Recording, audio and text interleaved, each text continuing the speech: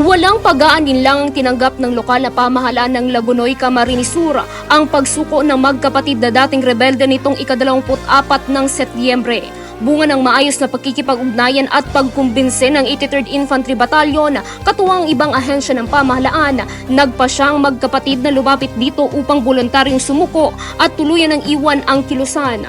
Ayon sa kanila, sila ay dating kumikilos sa partido area ng Camarines Sur at kabilang sa Platoon 2 KLG-1 SRC-2 BRPC. Dagdag pa nito, hindi na umano nila nakayanan ang pagod, gutom, takot at hirap na dinaranas sa loob ng kilusan. Nangako naman ang lokal na pamahalaan ng Lagunoy na makakatanggap ito ng asistensya at tutulungan silang makakuha ng mga benepisyo upang makapagsimula muli kasama ang pamilya. Binigyan din ng 9th ID na mas lalo pa nilang paiigtingin ang pagkikipag-ugnayan sa iba't ibang mga ahensya upang maihatid ang serbisyong nararapat sa mga liblib na lugar at upang mahikayat ang natitirang miyembro ng NPA na magbalik loob at tuluyan ng iwan ang marahas na armadong pakikibaka.